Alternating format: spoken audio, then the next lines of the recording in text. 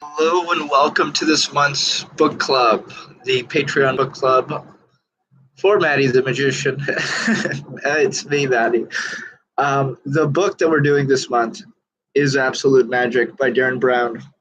Um, this is a book that I first read, I would like to say more than 10 years ago. I first read it back when I was a teenager. The book came out at least I'm not too sure when the book came out. The preface dates it in 2001. Derren Brown is signing off from Havana in Cuba. And I'll say that I probably read it in 2003, maybe 2004, maybe somewhere around there. And I didn't have a copy of the book back then. As a teenager, I had no money. I had no friends in the magic community. I didn't even know there was a magic community. And I was just finding out about magic, and I picked up the book online. I didn't buy it. I found a PDF online. I just want to tell you that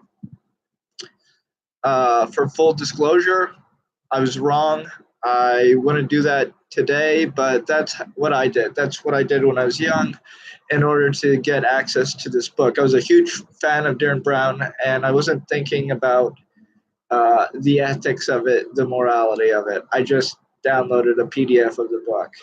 So there's my confession.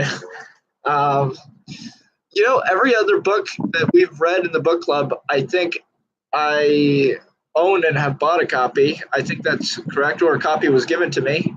Uh, so I just want to say that because people often talk about ethics and magic, and I confess I did that. It was not correct. However, I'm moving on because there's no point focusing on that as we are talking about the contents of this book.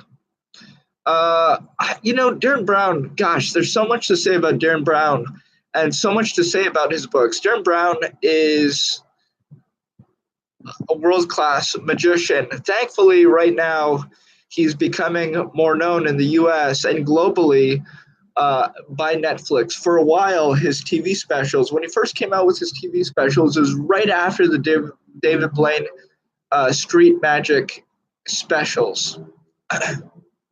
And I believe what he was doing on TV was wholly original. I love his style. And but for a while, he did not make it outside of the UK market. He sort of stayed inside the British market, and he couldn't leave. The BBC and Channel 4 had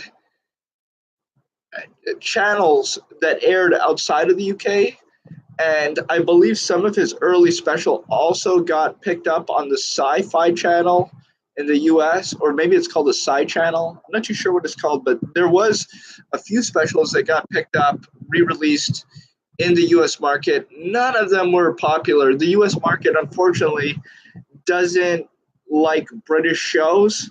They don't like or understand the British accent. Most people in the US, unfortunately, don't understand or will watch something with a UK accent. For me, it's no problem to understand, but there's a lot of people in the US that it turns off. And so he never made it big in the US for that reason.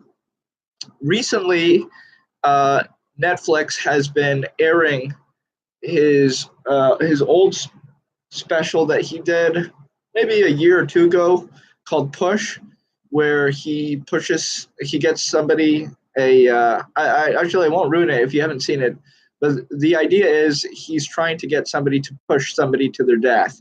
That's the idea of the show. Can you get someone to murder someone? That was the premise of his show. This was an original show that aired in the UK. It then got re-released by Netflix, just got picked up by Netflix.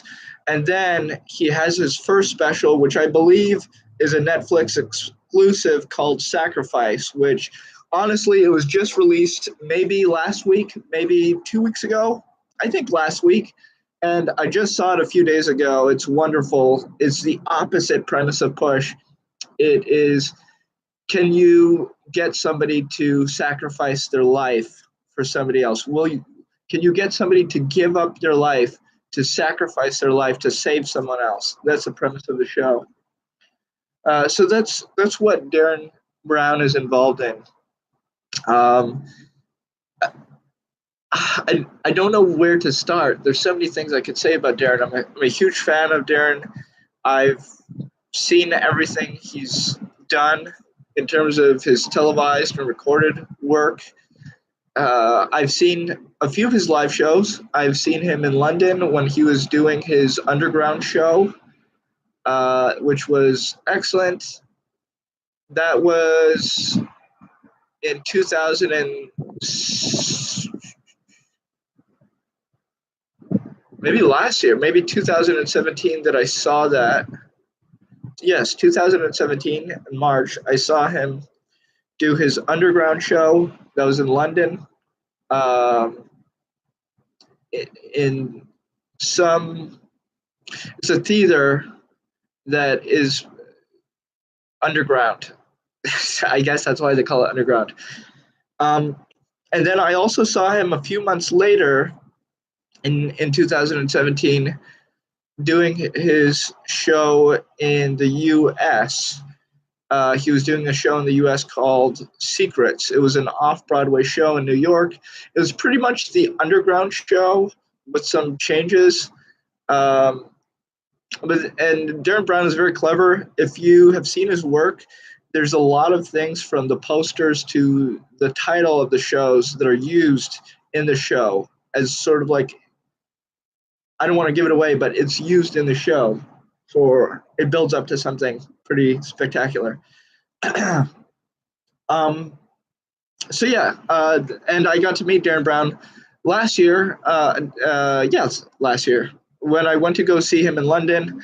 I met with a few of the guys who worked behind the scenes on the show: Ollie Mealing, James Wendt, and a few other guys who are in Derren Brown's team. Some of them were magicians, some of them aren't magicians, some of them are camera people that always work with him, some are just other people behind the scenes. He has a great small crew that he works with. We had a blast. And after I went to go see a show, I was exhausted. I had flown from Mexico to London, which is a whole story in itself, quite an adventure. But I was extremely tired, and I went to go see a show. It was fantastic. I went with one of my friends who's a magician, Sam Wheeler, and then after the show, I got to hang out with Derren Brown. We went to the pub right beside the theater, which was actually a cool pub. You get out of the theater, you're sort of underground in a tunnel, and then, but you're not fully underground. You're sort of, there's no doors or anything. You're sort of still outside. You're just in a tunnel. And then when you take, I believe, I don't know if it's a left or a right, but you go in any one of those directions. If any of you guys want to Google this later, you can find the name of the place. But it was very cool. We went to a bar that had two parts of it. And I remember the bar being sort of like pirate themed, maybe in the name, but there were two parts of it. And so technically it was two separate bars, but it was one bar. They just had sort of two locations. They were both on opposite corners, but you actually had to go outside if you want to go to the other side of the bar. So it was like two bars separated by a corridor, but they're one bar. They're the same bar, if that makes sense. And I forget the name of it.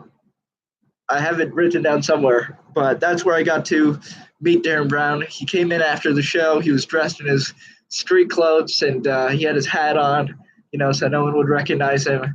And we hung out, did some magic, had some beers, and had a great night. And then afterwards, he was so nice. He was taking a cab home. He actually offered me a ride to where I was staying in his cab. So he dropped me off where I was staying, and then he went home. And it was an incredible experience. Derren Brown's an incredible guy. But enough about me. We are doing a live stream on this book. And since then, I've kept in touch with Derren Brown. He's been really nice. His mom has seen me performing on British TV on the One Show. She called him when I was over there last year. Oh, actually earlier this year. Anyways, just some fun trivia for you guys. Some of the stuff that goes on behind the scenes. Um, let's get into the book if we can. This is it's quite a book. As I said, Derren Brown is so talented in so many areas. He's an artist. He makes beautiful caricatures and paintings, and he's obviously an amazing magician, hypnotist. But one of the other things that he is an amazing writer, and he's written a few books on magic.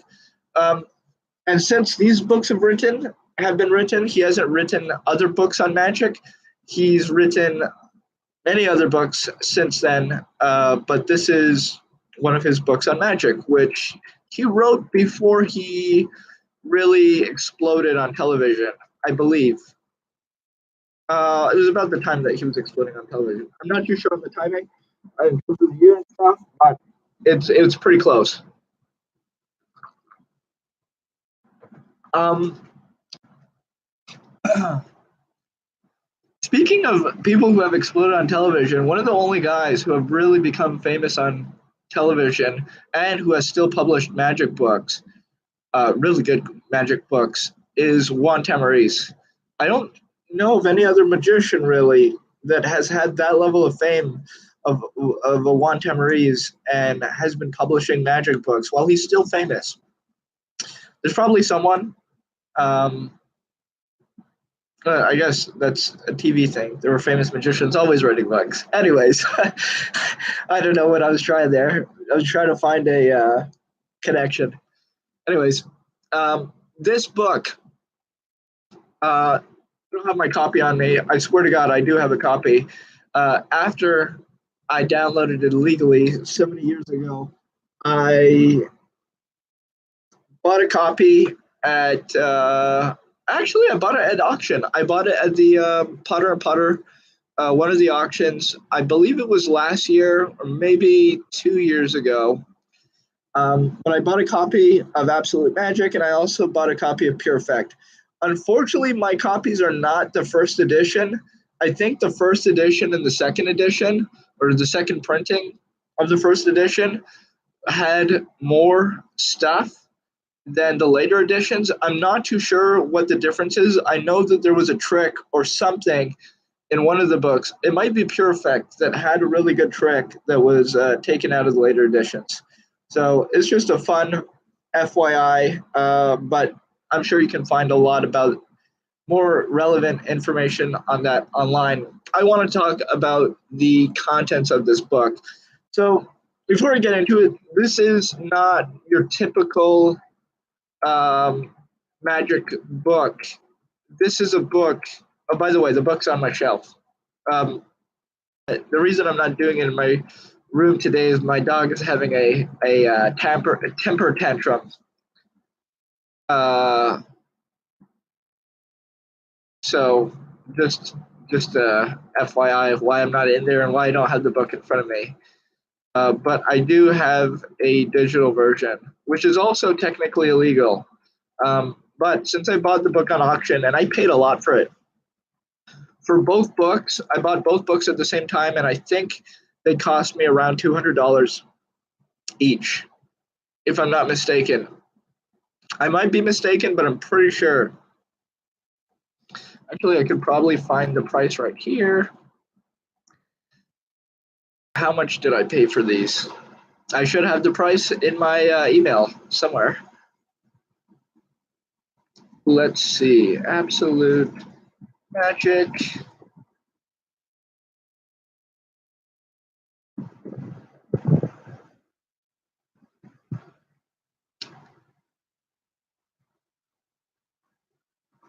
Or I guess it would be in my Potter and Potter emails. Potter.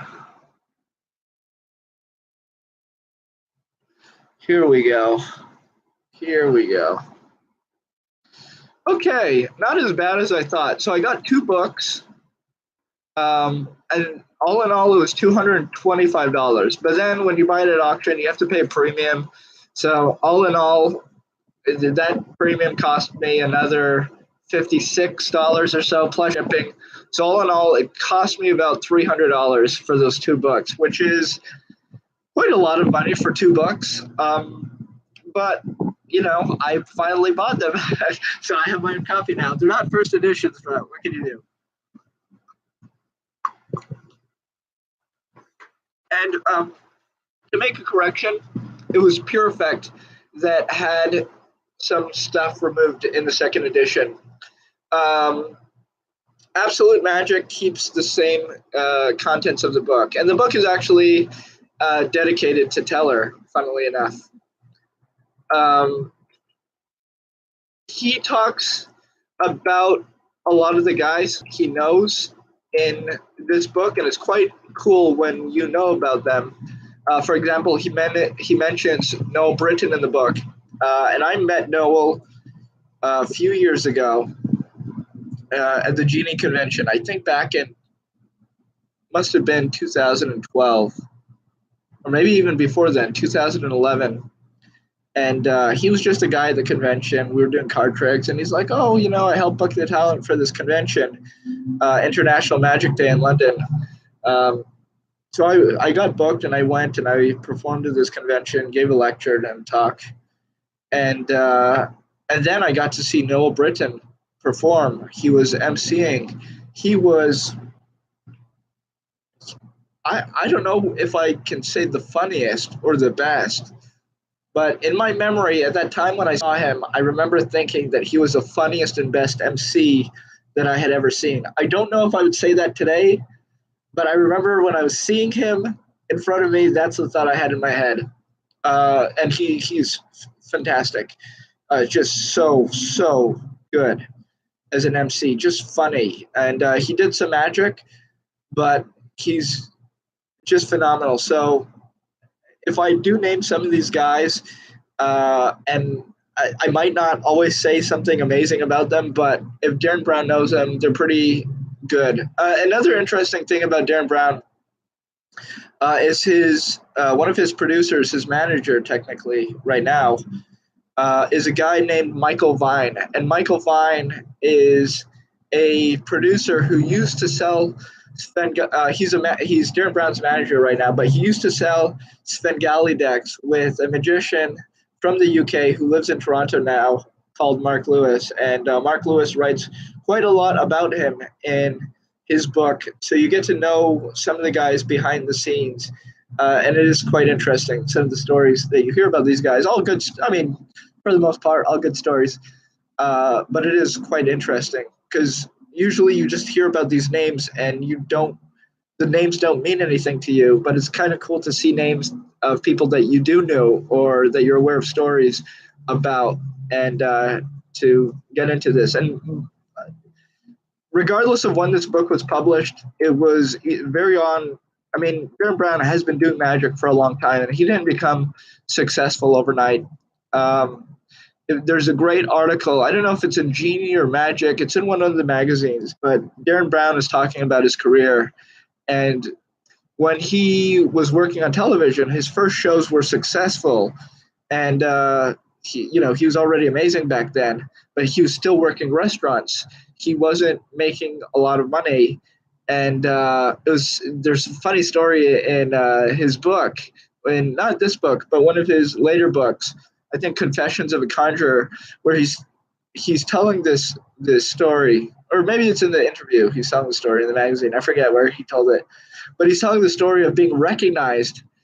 Or no, he's doing magic, and he's doing close-up magic, and the guy at the table asked him, "Oh, this is pretty cool. You're almost as good as that guy we saw on TV, Derren Brown, but that guy is really amazing." And so this is a customer at a restaurant telling this to Derren Brown. And at that point, Derren Brown, it sort of looked bad, I think, in his eyes and his manager's eyes, and the public eyes, that he was making so many waves on TV, but he was working restaurants. But the truth is he wasn't making enough money to pay his rent unless he was working, this is the life of a magician.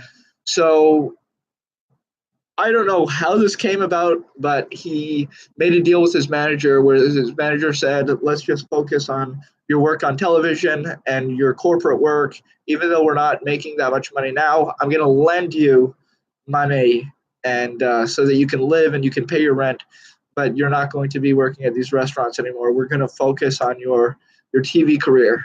That just always struck me out in my mind, knowing that Derren Brown was so successful on TV and not, making enough money for his rent. He had to be working restaurants.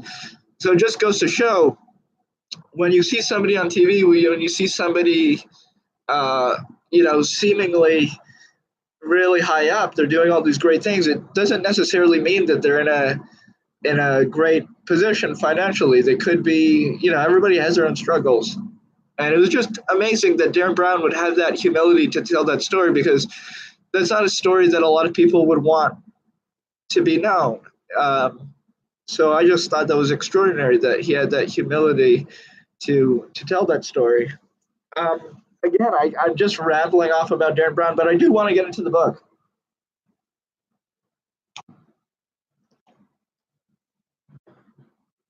I have to drink some of this before it gets completely cold. My afternoon coffee.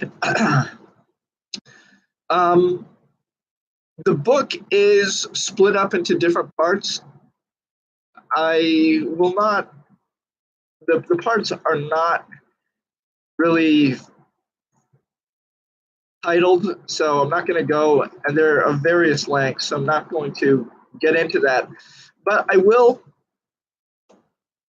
say this is a book on theory. There is magic in this book, and there's magic that's explained and discussed in this book. But this book is not a book to learn tricks. If you want to learn tricks, I would say pick up Derren Brown's Pure Effect. That is a book full of trickery. And this book is not. It's not the goal of this book, if I can say that, if that makes sense.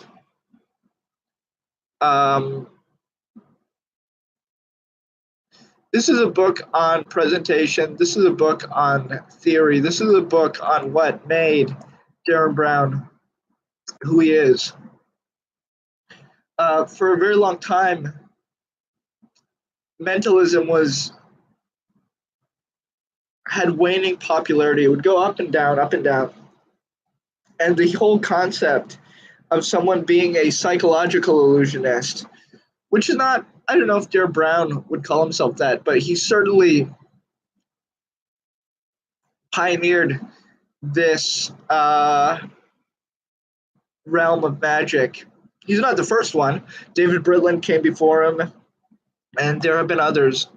But he really created something interesting for the public, and that is, how can you make what you're doing interesting? The public has a consciousness, a mind. It's like a hive mind, and there's different ideas and things that are popular in the public's mind and imagination at different times. And you can get a sense of it by seeing what's popular in the culture. Maybe like, for example, we talk about horror movies. Before, it used to be very popular. Vampires were very popular in the public consciousness, and you saw an explosion of movies about vampires. And then when The Walking Dead exploded in popularity a few years ago, you used to see all zombie movies just for a few years, boom, boom, boom, boom, boom. All zombie movies, all zombie books, zombie TV shows, zombie video games. And the same thing can be applied to music. It can be applied to movies. And just whatever is in the public consciousness, Derren Brown was able to tap into that, and he was able to create something that made sense for the people in the UK at that time. This is a man who has studied psychology. This is a man who has studied magic. This is a man who studied hypnotism and suggestion and propaganda and all these bizarre skills, and he's combined them together to create something unique that he's presenting on TV. And he's presenting things that we've all sort of seen before, that we're all familiar with, but it's done in a totally new way. And it's so interesting to see. And people are watching it and they're debating. And Derren Brown is just so smart on so many levels. When you watch his television shows, and I recommend everybody watch all his television shows because that's where you can really understand his body of work to see this. But let's just talk about the contents of this book. We talked about magic and theater. He talks about meaning and vision in your magic. We often hear this. You know, what is your message in your magic? What is it that you're trying to communicate? And it doesn't need to be a message. Like, it's not like you are performing and then there's like a subliminal message, or there's a message that you're saying at the end, or a message that you're saying in the beginning, or even in the middle. It's how are you creating an experience that is communicating what you want to communicate to your audience? That's sort of the question. That's what this book is about. And how can you make it real, and how can you make it powerful? How can you turn something that's inherently meaningless, a card trick that people are not interested in, into something that tells somebody something about themselves, makes them interested? And I'll give you an example, and this book is full of examples. When you read it, and he talks about his tricks and how he builds up that experience for the audience. But I'll give you a reference from something that we have talked about, and I think we talked about it in the studies of magic. And I believe I was talking about it with you guys. I may be mistaken, but I was talking about the out of this world plot, which is the audience choosing if a card's going to be red or black, and you reveal at the end that all their choices were right for the most part. This is ordinarily a card trick, and I and others before me, I'm sure, but I always was turned off by the plot. It was always just something that was very boring in the beginning, in the middle, unbelievable, and then it just had an underwhelming ending, which was sort of just left the audience with no way out. And often when I performed Out of This World previously, was just the regular method, the regular presentation, I would get comments of people thinking that the cards had something to them. There was something, maybe they changed with the heat or something. They thought there was something magical about the cards, like what that's why they're separating. And they never took it upon themselves. They never understood that they were the ones who were causing this outcome. And it kind of bothered me. So when I looked at this effect, I started to play with the idea of just having a deck of cards randomly shuffled, and doing a little something so that I do have a sequence that is known to myself in some areas, and then just playing a psychological game with them, showing them the whole deck very quickly, closing it up, taking the top card, looking at it, not showing them, but me looking at it, and then looking at them and saying, look at me. What is this card? What color? What number? Is it an odd number or an even number? High or low?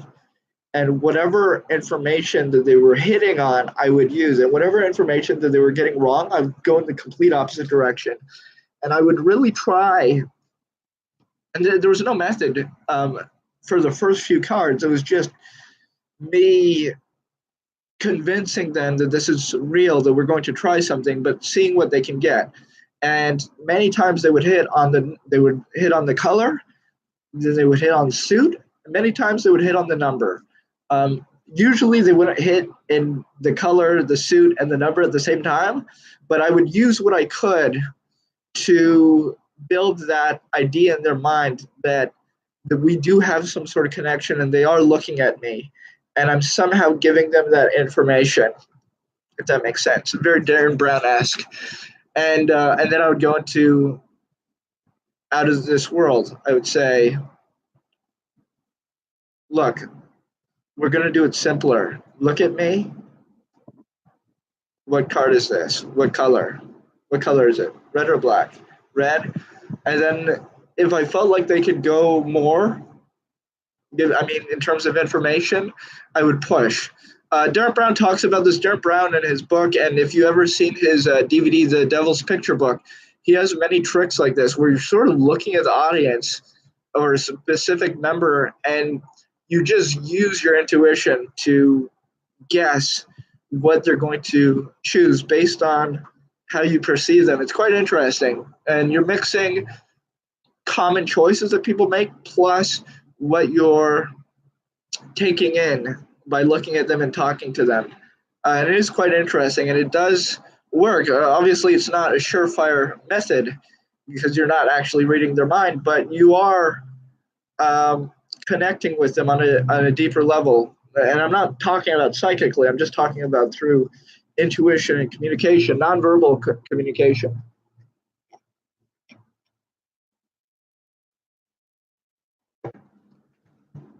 Um, anyways, I just wanted to say that. So, magic and theater, meaning and vision. I think that's what we're talking about. Creating experience, and these don't have to be the experience that you're a psychological illusionist, that you're a master hypnotist. This is not the idea that we're trying to get across, or that Derren Brown is trying to get across. He's trying to explain to you, and the second part is brilliant. It's all about power. Um, but he's trying to get across the idea, how do you have this power? How can we make it believable? Remember what we said, Derren Brown, David Blaine's quote, is it believable? Is it believable? I believe that one of the ingredients for really good magic, not in all cases, but in some instances, is this believable? Is this believable? Can the audience believe it? We're not talking about suspending their disbelief and entering a magical fairy tale land.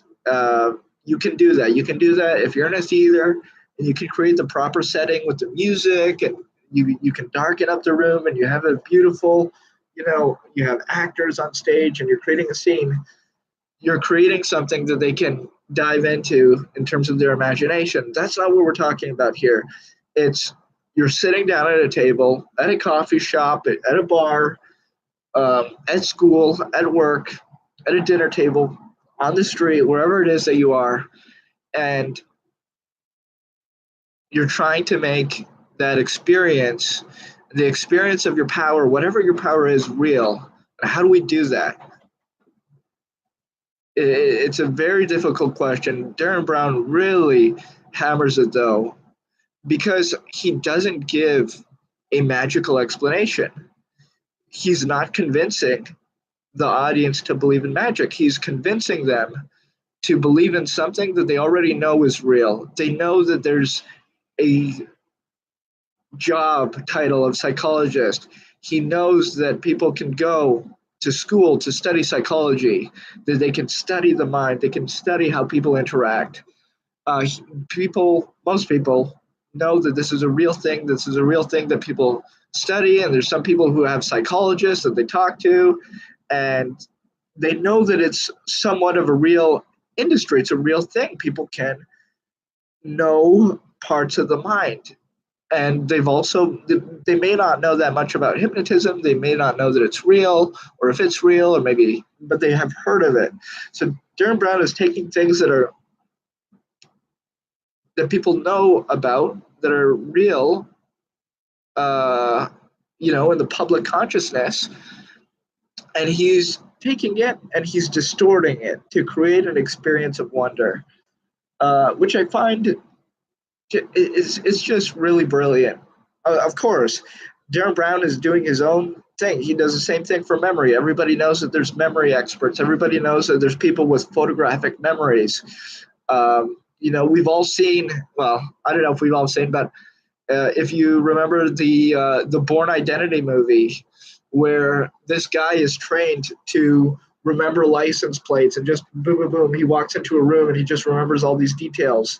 He's like a secret agent. He just boom, boom, boom is just on, and he just takes the whole scene in. If there's, you know, a document, he just remembers boom, boom, boom, everything. He remembers numbers, sequences of numbers, just instantly. That's what he's been trained to do. People know about these things. These are concepts that are real to them. They're just not something that they experience every day. So when Derren Brown comes in and he says, look, I've been studying this for years, and I'm an expert in memory, I'm an expert in hypnosis, and he's showing you these things. It's unbelievable, but it feels real. And that experience, that power, the supposed power that he has, feels real to the audience because what he's presenting is real.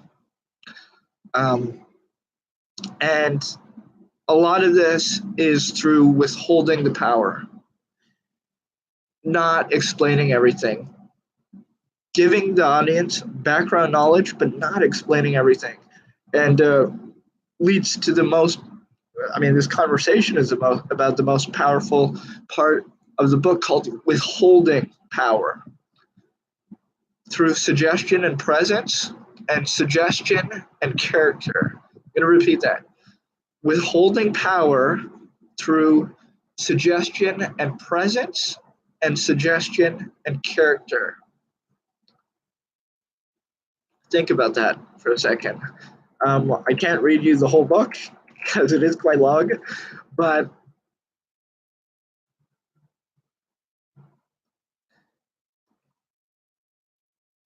it's making things more real through giving people less information, not explaining as much.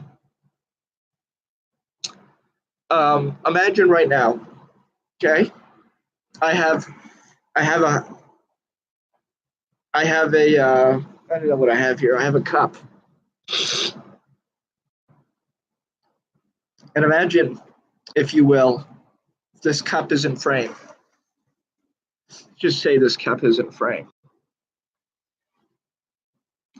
Okay, this cup is in frame.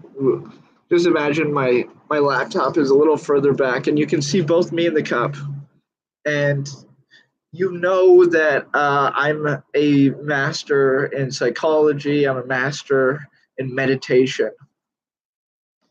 And sometimes the vibrations from my mind affect things around me, right? Let's say we're having a conversation here. We're not doing a live stream. Let's just say we're having a conversation here. We're having an argument. You're one of my business partners, or you're somebody in my life, and we are having an intimate discussion. And my energy is bad. I'm all tensed up. I'm tensed up. We're having an argument. You start yelling. I start yelling. I'm not happy. You say something that upsets me. All of a sudden, I just get very angry, and you can see it in my face. And the glass suddenly shatters. It just, boom, explodes. I don't look at it. I'm not focusing on it. It just shatters.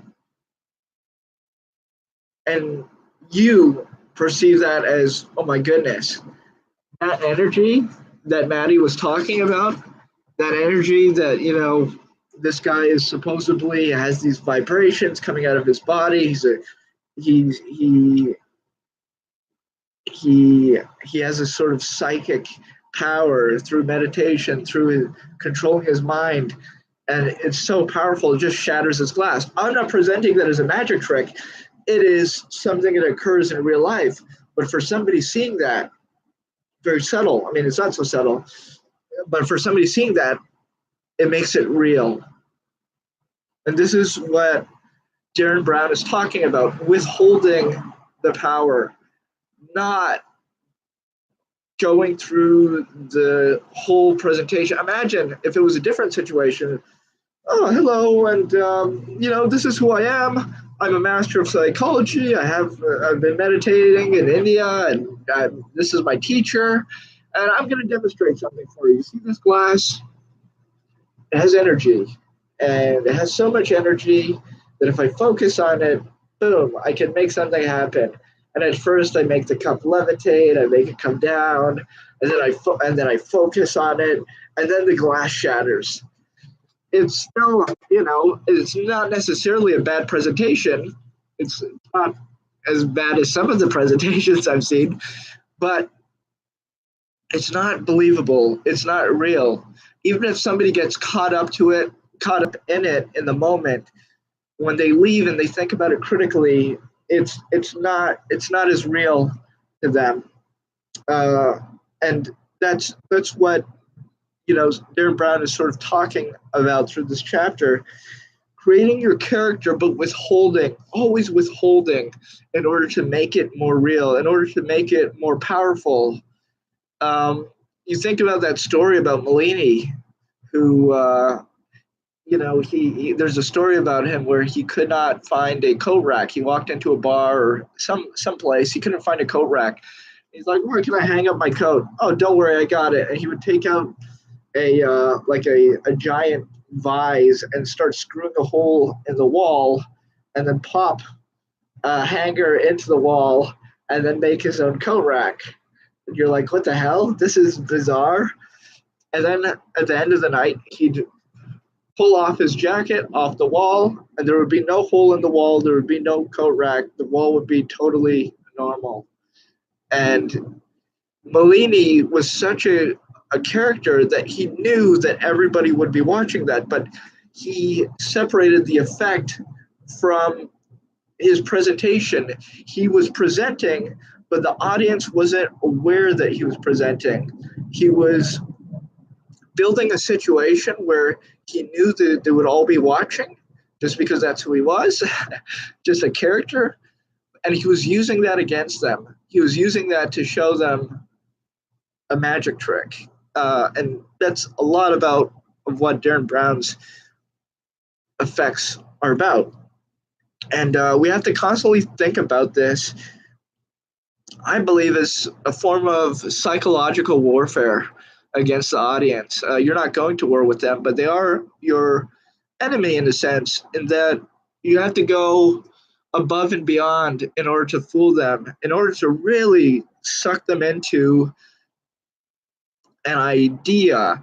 We all get these emails, these scam emails. "Oh, I'm a military general and I found gold in Kuwait and I need somebody to help me transfer it out of the country," or "I'm a Nigerian prince uh, and the United Nations is blocking money from leaving the country.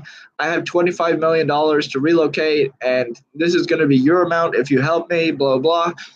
And we have to think about it. Why don't people get sucked into these scams? Some people do. And it's because what's being presented is enough to suck them in and to hold them for the duration of the scam. But why don't ordinary people get sucked into it? Because it doesn't feel real. When people get scammed, when people get really sucked into something, it feels real. And the reason why it feels real is because of the small details, the little things that probably somebody wouldn't think to fake, that we just look at and it just feels real. If you guys have ever seen the film Inception, they have an architecture who the whole dream is about dreams. The whole movie is about dreams and creating dreams for people. And then a team goes in and they guide sort of this scenario that they created in order to steal dreams. I won't go too much into the plot of the film, but there is an architect to the dream. There's somebody who designs it, and there's another person. I think it might be the same person in the movie, but there's somebody who creates everything and sets the stage of the dream. They decide where the glass is going to be, how it's going to feel, what temperature is it outside in this dream. If somebody touches the glass, is the glass going to be warm or is it going to be cold?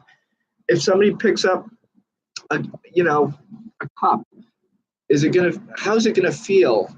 If there's a carpet on the floor, there's a famous scene in the movie where one of the guys realizes he's in a dream because he falls on the floor and he realizes that the carpet doesn't feel like it does regularly, and it just alerts him that he's in a dream. How can we create these small details that convince the audience of the world that we're creating for them? Because we're really creating a world where the impossible is happening in front of them, but we are the source of the impossible. We're the ones with this power that they are witnessing. And how do we do that? Derren Brown talks about that in this book. Gosh,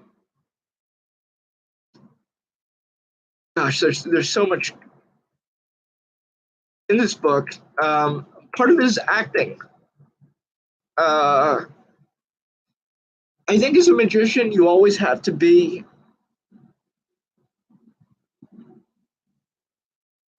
You have to know the character that you are. You have to understand what it is that you're trying to present, and then you always have to be in character. If you break character, it's no good. Let's say, for instance, I'll give you an example of my friend. I won't name him, but I have a friend who does fantastic card magic. But I don't know if he has, I don't know what's wrong with him, but I've seen him setting up and resetting in front of the audience. So he'll do a fantastic trick that will leave his deck dirty. It'll leave like some cards reversed in his deck, for instance. And he'll do a fantastic triumph. It looks so beautiful. Da-da-da. He does the effect. The deck is dirty, meaning there's still cards face up and face down at the end of the effect. Even though it seems to the audience that the whole deck has fixed itself, he'll still be dirty. There'll still be cards in every which way. And he'll do that beautiful effect. Okay? The audience is reacting. And then right in front of them, he'll respread the deck and then fix all the cards that are actually face up and face down. He'll fix the deck in front of them. I mean, talk about breaking the spell. And I've talked to this about him. I'm like, dude, what are you doing? And he almost doesn't realize it. And that's sort of an extreme example, but that's sort of what I feel we do through our responses to the experiences that we give people. People see magic. By the way, I'm not, saying everybody is going to do that, but we often give it away through these cheesy lines and stuff. Like we'll do magic for somebody, and there'll be a great moment, a strong reaction, and they'll want to communicate with us. So they'll say a line like, "Oh, what's the secret? Tell me how it works." How do you do that? How do you do that? And they're not asking because they want to know. Part of them is curious. Well, how do you do that? How do you do that? But they don't really want to know. They're not asking you that because they want to know. They're asking you that. They're just saying there's words coming out of their mouth, but they're not asking you that as a question. They don't expect an answer. And I see magicians handle this wrong so many times. Oh, well, you can learn it on YouTube, or I learned it in a book, and I learned it in I read it on the inside of I bought a pack of gum, and the instructions were on the inside of the gum wrapper. They'll say something stupid to take away that tension, when really you don't need to take away that tension. That tension can be used. It's exactly what Henning Nelms talks about, making things real, even though you're not pointing towards them. Let's say you were doing a rising card or a ambitious card or something like that. And as you're doing it, the trick, you just sort of stop and you ignore the audience and you start whispering to yourself. Like, the deck is right in front of me. Okay, we put the card back in the middle. Watch.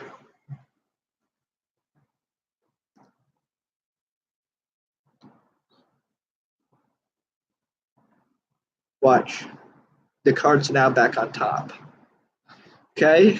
You're whispering to yourself. You're not saying anything, but it's just that idea of just pausing and doing your own thing. It's as if you were doing actual magic because it's not explained to the audience, but it's just a subtlety in creating something that the audience is perceiving, they're taking in, but it's not necessarily part of the presentation. If you're reading somebody's mind and you just look at them and you just go like that, think what's it? Don't say it out loud, but think of the card. Think of the card. Just look at me and think about it.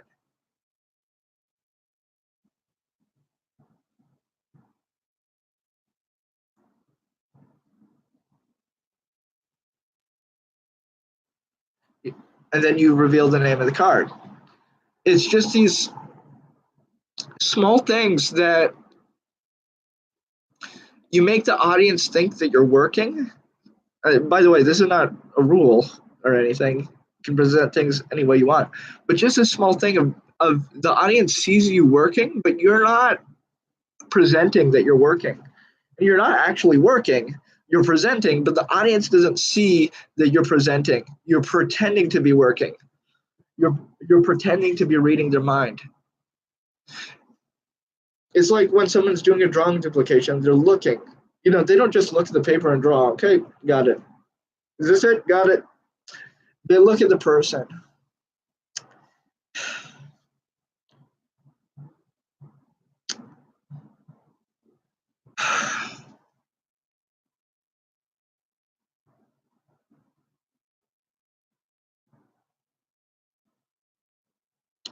I don't know what this is. I don't know. I don't understand. Just stop. Just stop. Everyone quiet. I don't have anything. I don't have anything right now. Just everyone stop.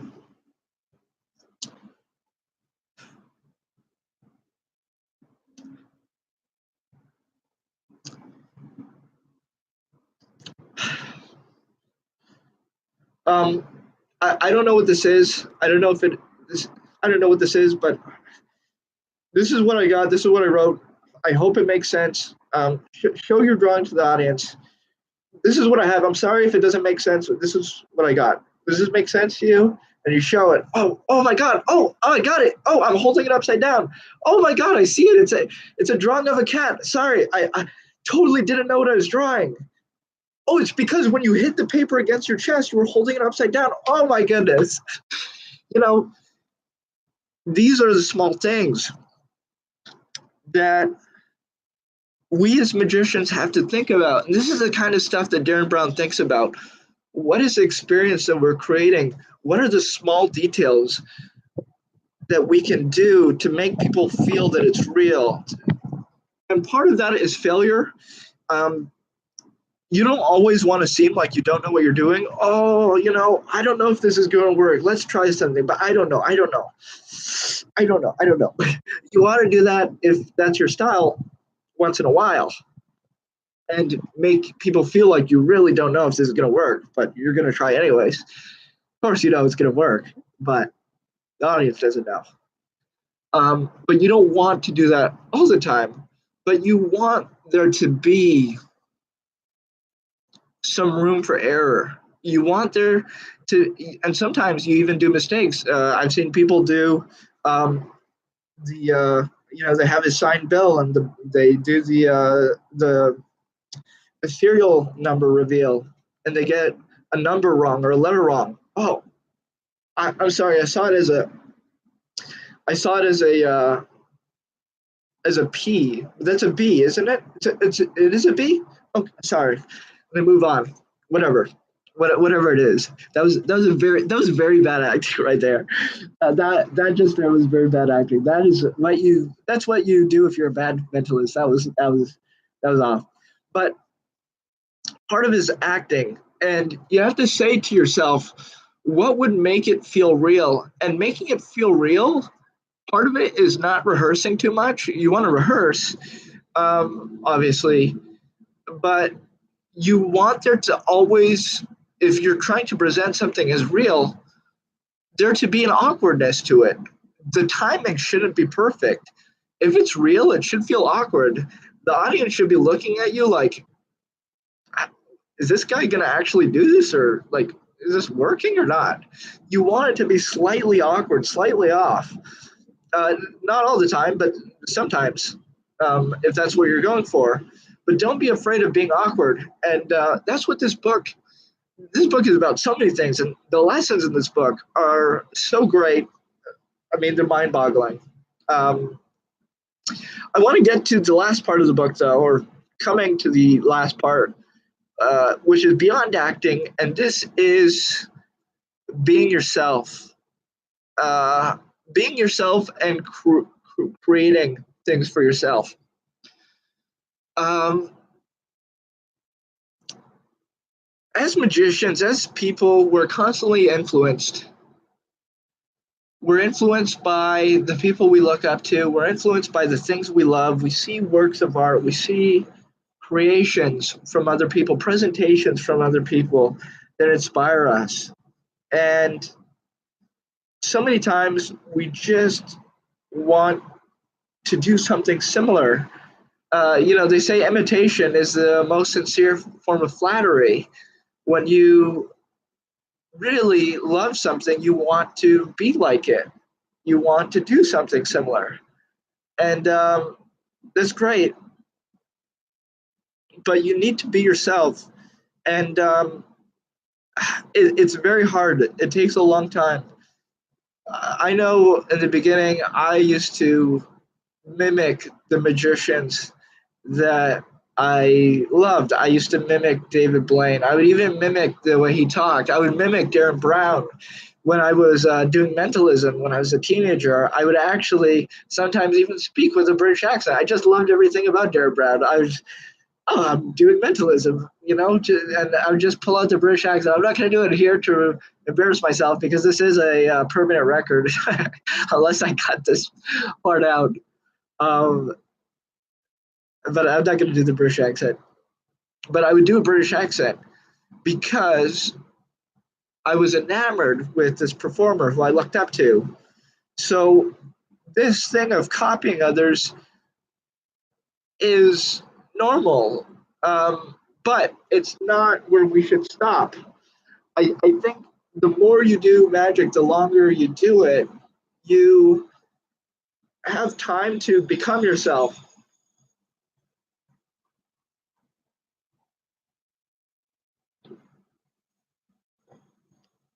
By the way, I don't think that's only true for magic. I think it's true about life in general. It takes time for you to become yourself.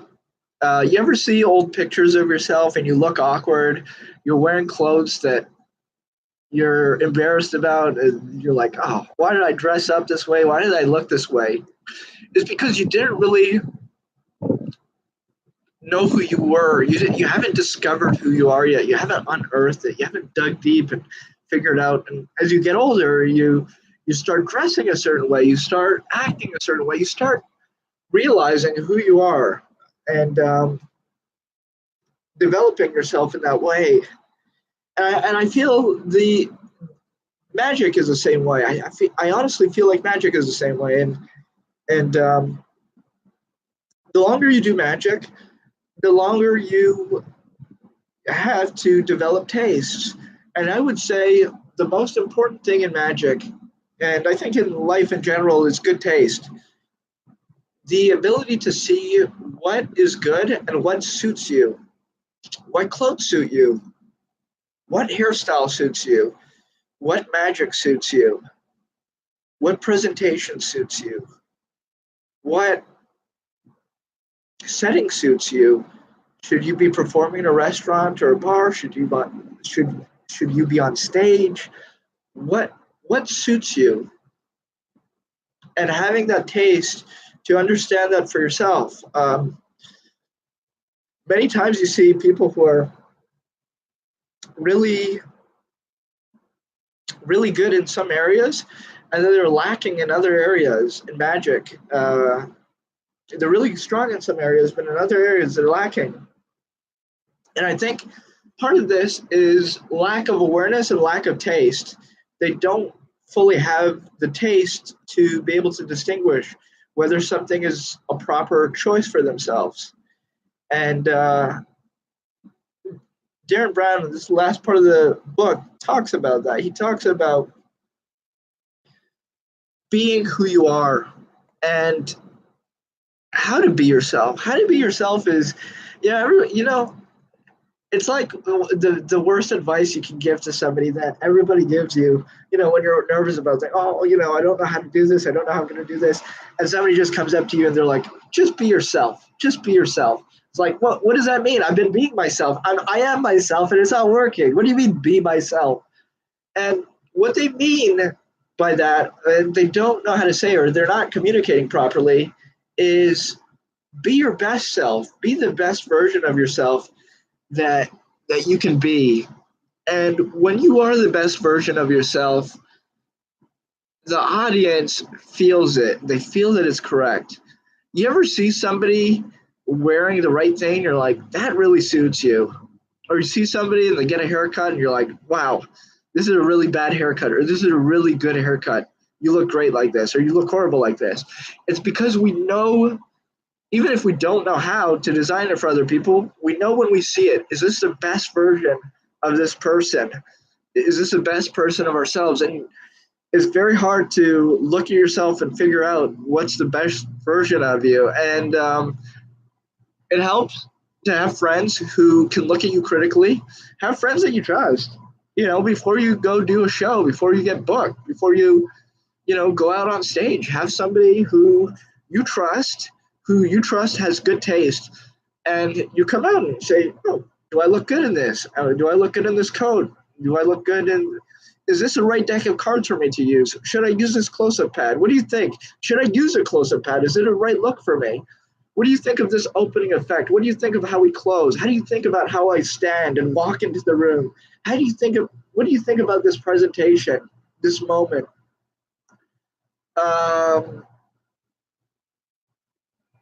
You need people to critique you, and you need to critique yourself. And it's okay to be critiqued by people. And I would say, and it's incredibly hard to be critiqued. I think we're all very defensive. We all sort of feel uncomfortable when people tell us, this needs to be changed. And you're like, well, what do you mean this needs to be changed? I've been working on this for months. I love it. And somebody says, yeah, but it doesn't fit you. Instead of just throwing them aside, sometimes think about it. They might be wrong, they might be right, but think about it. I'm not saying they're right. There's times where I'm like, somebody has told me that about a trick, and I'm like, you're wrong. And I just go home and I work on the trick, and I work it out, and it turns out to be great. And there's other times where it's like they tell me that, and they're right, But don't follow what everybody says, but listen to them and ask people what they think and how they feel. And you will get on your way to discovering your style. And your style will evolve with time, and you'll really understand yourself as time goes by. It's just doing it and being aware, doing it, being aware. Look at yourself, look at the guys who are doing very well today, who are excellent. David Copperfield does not have the same style that he did 30 years ago, 40 years ago. David Blaine does not have the same style that he did 20 years ago, 25 years ago. Derren Brown does not have the same style he had 15 years ago. The style evolves throughout time, and you become more of yourself throughout time, and you get to know yourself throughout time, and you develop into yourself. You become you become the person, you become the magician you're supposed to be through working hard and through constant looking at yourself. And it's a progress, it's a process for all of us. Um, you're not where you are right now is not where you're going to be in a year from now. Don't expect miracle change overnight. Just make that small change every every day, and just work on things every day. And I'll tell you, so I'll just use a reference in my life, which is not the same example, but very similar. My dog, I've had my dog for a few months now, and I never trained him before. And when I went to China, I needed somebody to watch him. He was sort of unmanageable. I was the only person who could really manage him because he was pulling a lot of BS. And he was out of control. And so I found somewhere for him to stay, and I had him stay with a really amazing dog trainer, and she was working on him. And he's been back for a while now, and I'm working on that stuff. And he's constantly, because it's new to him, he's constantly testing stuff, and you don't always notice the changes from day to day. You might have a good day, you might have a bad day, and you might not be seeing that progress, but that progress is being made. It's slowly being made. The same thing. When I went to China, I learned how to play the piano. Totally new for me. I could never do it before. And I would just sit there and I would practice, and I wasn't getting the rhythm. I was hitting the wrong keys. I was like, my arms are different sizes, different shapes. One can reach longer. How am I going to hit this in time? How am I going to make this into a proper sounding song? And what happened was, as time went on, I saw progress. I just saw progress. Things were slowly going smoother, and things came together. And that's what life is. Life is working and seeing the small bits come together. That's what this book is about, becoming yourself piece by piece, putting your dream show together piece by piece. You don't have your dream show in your mind right now because you're not fully you. Take the time to become yourself, take the time to develop the material, take the time to develop your physical techniques, and you'll be doing the magic that you're meant to be doing as time goes on. Just as everything gets better as time goes on. And, by the time I did that show in China, I could play the piano. I could play the song that I was playing. The songs, I played more than one song. The way that I was supposed to perfectly. But the process isn't always easy. And if you do this, I will make a promise to you, and I don't often make promises, but you're going to see tremendous success. And whatever you choose to do, you will make progress. And it can be a ridiculous skill, but just choose what you want to do and work on it every day, and you'll start moving forward. That's all I kind of wanted to say, and that's what this book is about, creating something real. You want your magic to get better. You want your magic to be more real. Derren Brown has been working on this stuff for a very long time. In the beginning, Derren Brown's magic is not at all the way it is now. And even though Derren Brown can do amazing card magic, if you've seen the Devil's Picture book, you can actually see that Derren Brown has major chops. He's doing the card under the box. He's doing oil and water. He's doing all sorts of really difficult routines, very sleight intensive routines. And he doesn't do a lot of that work anymore because it doesn't fit his character. I don't know if he still practices that material anymore, but he doesn't perform it because it doesn't suit who he is. So life is your journey of magic is going to be evolving and changing, and hopefully you get somewhere that you're really proud of as time goes on. Guys, As always, I wanna say that it's been a pleasure talking about this book. I don't think we're going to do the studies of magic today just because I got some other stuff to do. But I will announce the studies of magic. Got to catch up, do October's, and then we'll do November's at the end of this month. This is November, the November book club. We'll do the November's studies of in magic group near the end of the month, but we'll do the October one that we're late on soon. I'm not too sure when, but I'll keep you guys updated. As always, thank you guys for your support as we come close to the end of the year. I just want to thank you guys. You know, this was an idea for me. I wanted to. I was reading so many great magic books. I was learning so many things, and I wanted to sort of keep a record for myself. And I have all these magic notebooks, and this is sort of a way for me to work on material and also share my thoughts and ideas with people who are actually also serious and do care about magic. Because there's a lot of people who they're out there in the world who don't. You guys are joining this and you're supporting it and a part of it because you do care. And I just want to say that I really appreciate that. So thank you for watching as usual, and I will see you in the next one. Thanks for watching.